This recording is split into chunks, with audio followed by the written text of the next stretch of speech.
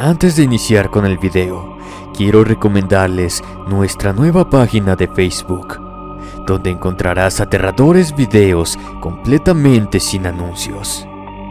Abajo en la descripción encontrarás el enlace. Muchas gracias.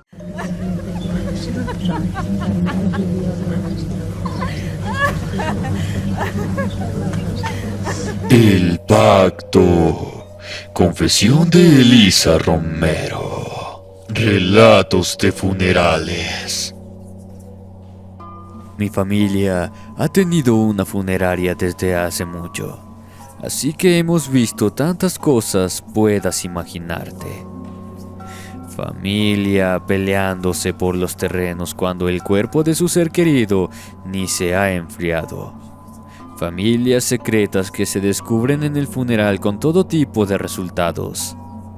Los de personas muy queridas que son lloradas por sus familias. Los que son larguísimos porque hay que esperar a las personas que viven en el extranjero y que debemos preparar mucho más de lo normal. Los más tristes que son de las personas que apenas tienen familia. Su funeral a veces lo piden tan corto que hasta usamos la sala 2 veces el mismo día. La historia que les quiero contar hoy es sobre una de estas últimas. Para nosotros era una cosa muy común. La persona ya era muy mayor cuando murió. A decir del parte médico tenía 80 años. Ya había pagado sus servicios, cripta y demás desde hacía mucho, como la mayoría de las personas previsoras. No sabíamos todo sobre el anciano, pero pues nos tomamos muy en serio nuestro contrato. Así que, pese a que no había nadie para firmar las salidas del hospital y otros detalles, nos arreglamos para poder preparar el cuerpo. Como no había familiares que nos proveyeran con fotografías, ropa u otra cosa que le gustaba al fallecido, le tomamos una fotografía ya arreglado para el funeral. Le pusimos un traje que mi papá ya no quería y pues zapatos no necesitaba, así que no hubo que sacrificarlos. El hombre había escogido una sala pequeña. Suponemos que ya sabía que no habría mucha atención en su funeral. Arreglamos las flores, la fotografía con el nombre de la persona, un servicio sencillo de té o café, y quedamos con mi madre que yo y mi hermana nos estaríamos un rato en la sala para ver si alguien llegaba. Si nadie lo hacía, pues le daríamos unas 2 horas al difunto para luego cambiar el servicio y llevar el cuerpo al cementerio antes de que cerraran. Eran apenas las 3 de la tarde. Así que debíamos entregarlo antes de las 5 de la tarde o hasta el día siguiente. Ambas estábamos moviendo las piernas inquietas en las sillas. No había nada en particular que observar más que cómo el calor iba venciendo los tallos de las flores de a poco. Mi hermanita aprovechó las cosas y comió tantas galletas como pudo después de la primera hora de espera. El reloj seguía sus pasos agónicos, hasta que 5:15, escuchamos unos pasos quedos de tacón. Mi hermana se sonrojó muchísimo porque la bandeja estaba vacía, así que corrió por más. Vi entrar a una mujer de mediana edad, muy arreglada, con ropa negra, al estilo de los años 50. No se me hizo raro en ese momento porque ese tipo de ropa está bastante de moda en internet. Me levanté rápido para dejarla pasar. Ella me agradeció y me dijo que esperaba que vinieran más personas conforme llegara la noche. Asentí algo apenada. La verdad pensé que ese funeral iba a terminar rápido y estaba avergonzada por ello. Mi hermana regresó con más galletas y las dejó ahí. La mujer se sentó en una silla cerca del féretro de madera clara. Sacó un libro que comenzó a leer en voz baja. Supimos que era un rosario y los misterios. Como era común en esos eventos, decidimos dejarla sola para darle privacidad y nos sentamos en la sala intermedia por si nos necesitaba. Mi hermana tenía 10 años en ese entonces, así que se aburrió rápido y mis papás la dejaron irse a casa temprano con mi madre. Yo me quedé con mi papá para encargarme de todo. Ya tenía 17 años. Así que cualquier excusa para quedarme despierta de madrugada era buena idea para mí. Además era verano, así que la escuela no era problema. El sol se puso a eso de las 7 de la noche. Lo recuerdo perfectamente porque en ese momento comenzaron a llegar autos negros y muchas personas vestidas de forma elegante preguntando por el Señor. Para las 8 de la noche ya eran tantos que tuvimos que cambiar la mampara del lugar para darles más espacio y poner más sillas. Afortunadamente no teníamos otro servicio, así que no hubo problema. Asomé la cabeza con curiosidad para ver de qué hablaban todos. Francamente quería saber quién era esa persona, pero lo que vi me horrorizó. Las personas reunidas estaban sentadas mirando fijamente el féretro, sin emitir palabra alguna. El calor de la habitación había hecho que las flores parecieran que estaban cocinadas con vapor. La primera mujer que llegó se encontraba de pie, de espaldas a la multitud, rezando en voz incomprendible de un libro negro que creí que tenía un pentagrama grabado. Del resto de la multitud salía un olor fétido, azufrado, que me hizo asquear. Con mi ruido, una de las mujeres de la última fila volteó y puso un dedo de uñas negras anormalmente largas en los labios y me mandó callar. Me asusté mucho y fui corriendo a ver a mi papá, que me vio con los ojos incrédulos y me acompañó de vuelta al velorio para tranquilizarme. Efectivamente, al regresar, no había nada de lo que yo le decía. Mi papá me tocó la cabeza mientras me llevaba de regreso a las oficinas y me dijo que me regresara a la casa, porque seguramente ya estaba muy cansada. Yo temía por mi papá, así que me negué y me fui a quedar a mi lugar de nuevo. A las 12 de la noche, las personas dejaron el lugar y los rezos comenzaron a escucharse más fuertes. Ahora el calor que emanaba la habitación me hacía sudar, pero estaba decidida a saber qué pasaba. No conocía el idioma que estaba hablando la mujer, que ahora gritaba. Lo único que entendía era una frase constante en español: venimos por lo que es nuestro. Ya era 2:45 de la mañana. Yo no podía irme. Tenía demasiada curiosidad. Por alguna razón que desconocía, mi papá no se había molestado en ir por mí. Tenía miedo. Pero al asomarme para ver a los asistentes en el funeral, estos ya no tenían ropas, a excepción de la primera. Eran diablos bailando alrededor del cuerpo, riendo mientras ella guiaba cantos con su letanía incomprendible. Cuando dieron las 3:30 de la mañana, ya la fiesta que tenían sobre el cuerpo era insoportable. Sus gritos me taladraban las orejas, pero no podía dejar de ver su danza infernal. El calor ya era tanto que, cuando la mujer llegaba al final del libro, me estaba esforzando por no desmayarme. Vi que ella señalaba el cuerpo y con una mano levantaba una versión transparente del hombre, que los diablos se llevaban a pedazos para el horror del difunto. Ahí no pude más y caí al piso, mientras la mujer reía sin parar. Quise llamar a mi padre, pero ya no tenía fuerzas. Cuando desperté estaba en un sillón que usamos para descansar en la oficina. Mi papá estaba sentado terminando de llenar los formatos necesarios para enterrar el cuerpo. Me sonrió. Me salían lágrimas de los ojos mientras le dije que por qué no los había detenido. Él me vio extrañado. Me preguntó de qué hablaba que seguramente eso lo había soñado porque me había quedado dormida en la silla del cansancio. Dijo que no me pudo despertar, sino que me tuvo que cargar para no molestar a la gente. Pregunté si ya se habían ido, tratando de no mostrar miedo en mi voz. Encogió los hombros y me comentó que antes del amanecer fue a revisar la sala y ya no había nadie. Sin decirle nada más me fui a la sala. Vi con mis propios ojos que las flores estaban desfallecidas.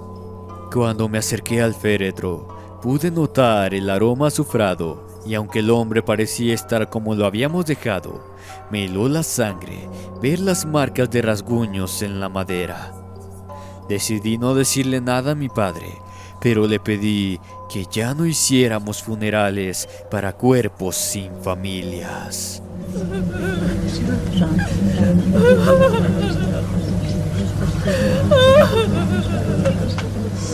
La visita de la abuela. Confesión por Rafael González. Relatos de funerales. Todos sabemos que cuando algún familiar fallece, las cosas se ponen muy pesadas en la mayoría de los hogares. Más allá de la tristeza por la pérdida, muchas veces la gente debe enfrentarse a peleas por los terrenos o herencias, disgustos de personas a las que creías conocer y que finalmente se vuelven los peores enemigos de pronto. En fin, situaciones muy tristes. Era probablemente el tercer funeral al que asistía en mi vida, que para ese entonces no era muy larga. Tenía como 15 años. Me acuerdo que salimos de misa, de una iglesia muy bonita decorada en cantera, con el féretro de mi abuelito a la carroza fúnebre. De ahí me subí al carro con mis papás y mis hermanos y fuimos derechito a la funeraria que no estaba lejos de ahí, pero había que ir en peregrinación. Recuerdo que desde ese momento me sentía un poco mal. Debí prestar más atención, puesto que en retrospectiva era el anuncio de que algo iba a suceder. Bien, pues dicho y hecho, como mi abuelito tenía bastantes propiedades y dinero en su tiempo, la funeraria que contrataron era muy elegante, con salones clasificados por el color de la decoración, terminados en mármol, y un servicio que tenía galletas de mantequilla y no de las del surtido rico. Yo la verdad estaba triste por mi abuelo. Él había sido casi una figura paterna para mí. Cumplíamos años el mismo día. Casi siempre decía que yo era el regalo que mi mamá le había dado. Tenía una hija más además de mi papá. A ella le daba envidia profunda que él nos quisiera más a nosotros. Lo hacía por una razón en particular.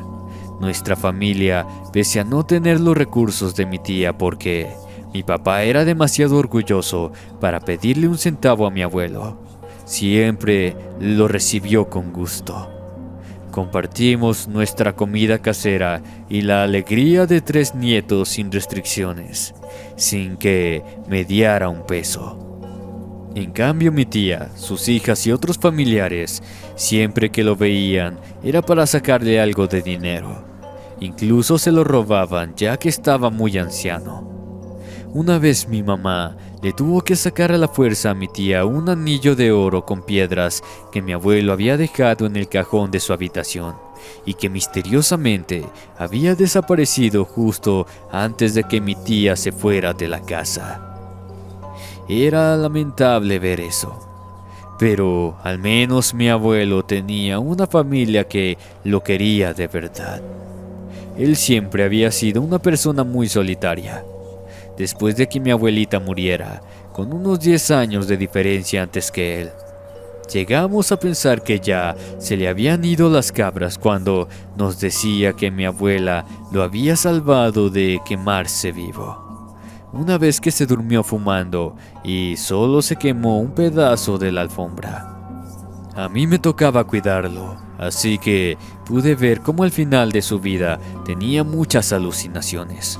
o al menos yo creía que lo eran. Murió al día siguiente de Navidad. A mí me tocó darle su último desayuno y me acuerdo que ese día me espantó muchísimo porque decía que no se quería ir con la niña de blanco y la señora que le hablaba. Me confundía con mi papá.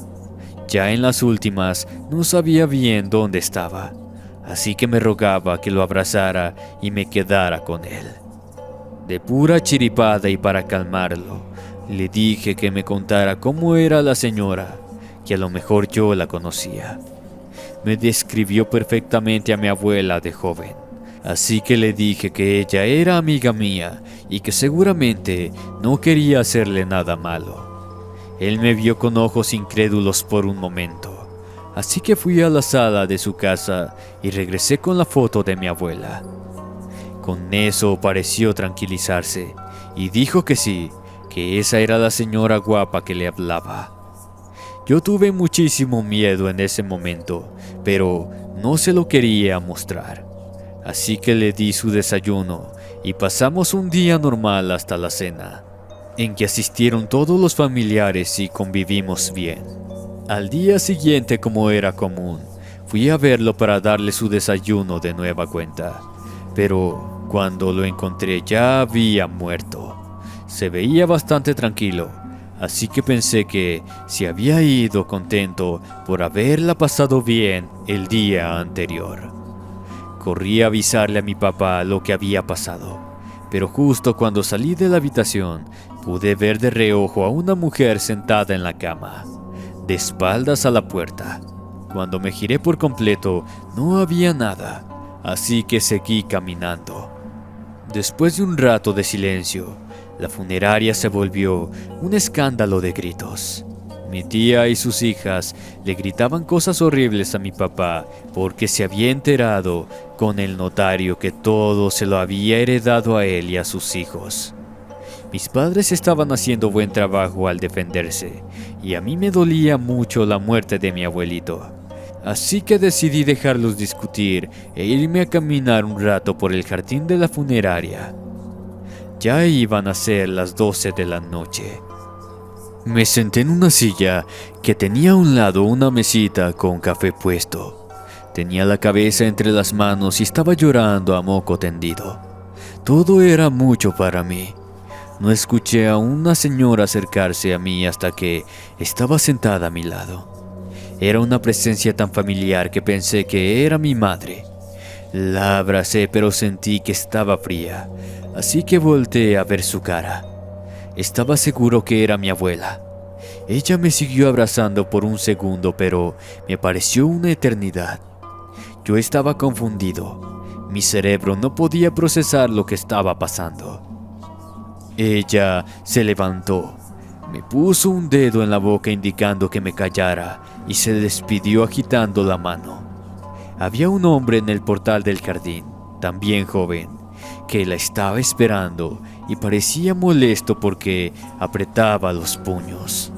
Lo vi de espaldas, pero creo que era mi abuelo por el traje que traía puesto. Era justo con el que lo habíamos enterrado. No alcancé bien a escuchar lo que dijo, pero fue algo parecido a que le tenía que dar un escarmiento a la niña y se metieron a la funeraria. Lo siguiente que escuché del edificio fueron gritos ya no de enojo, sino de horror. Mi papá gritaba a todo pulmón para que alguien llamara a una ambulancia y las hijas de mi tía ya no discutían.